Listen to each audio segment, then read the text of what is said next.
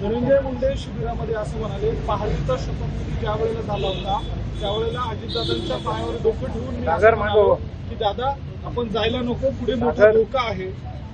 त्यावेळेला ते तिथे उपस्थित होते. एकूणच नंतरच्या काळामध्ये अनेक घडामोडी घडल्या, सरकार पडलं, नव्यानं सरकार आलं. असं असताना धनंजय मुंडेंनी शिबिरात जो दावा केला त्यामुळे वेगवेगळ्या चर्चा सुरू झालेल्या आहेत. काय वाटतं आपल्याला, अशा स्वरूपाचा काही धोका होता का? धनंजय मुंडे जे आहे त्यांचं भाषण झालं त्यावेळेला मी नव्हतो, परंतु आपल्या माध्यमातून आपण असं ते ऐकलं. त्याच्यामध्ये त्यांनी सांगितलं की एक षडयंत्र होतं. षडयंत्र होतं तर हे कोणी रचलं ते षडयंत्र? एक तर जे उद्धव ठाकरे ते षडयंत्र रचू शकत नाही, कुणी रचलं पण काँग्रेस रचलं.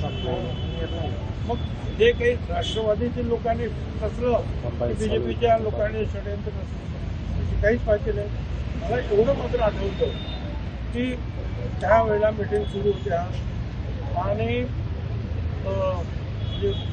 काँग्रेस, उद्धव ठाकरे आणि पवार साहेब आणि याच्यामध्ये खरगे जे आहे काँग्रेसचे त्यांचा आणि पवार साहेबांचा काहीतरी थोडासा भाग झाला आणि पवार साहेबांना आणि त्याच्यानंतर काही प्रमुख मंडळीची मिटिंग जे आहे त्या चालल्याच होत्या आमच्या राष्ट्रवादीच्या.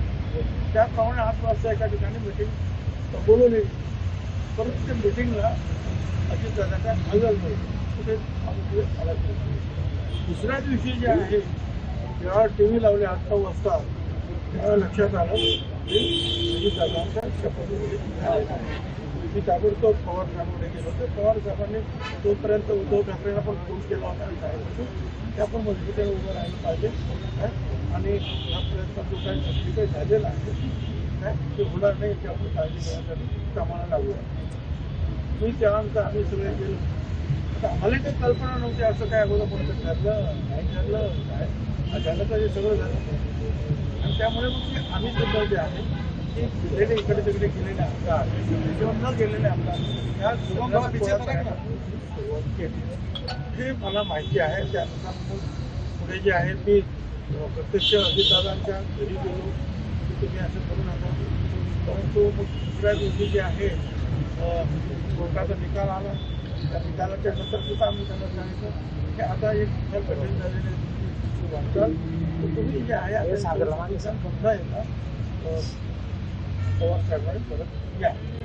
आणि मग त्यानुसार मग आमची जे राष्ट्रवादी काँग्रेसची मिटिंग झाली त्याच्यामध्ये सर्व आमदार त्यावेळेला मीच ठराव मांडला की अजितदादा ठीक आहे चुकले असतील त्यांना परत आपल्या पक्षामध्ये आणि त्याच्यानंतर मग अजितदादांच्या मिटिंगमध्ये त्यांना आणण्यात आलं आणि सगळ्यांनी त्यांचं स्वागत केलं. आणि एवढंच नाही तर उपमुख्यमंत्री कोणाला करायचं यावेळेला सुद्धा जे आहे ते सांगितलं अजितदादांना उपमुख्यमंत्री करावं हे सुद्धा मी सांगितलं.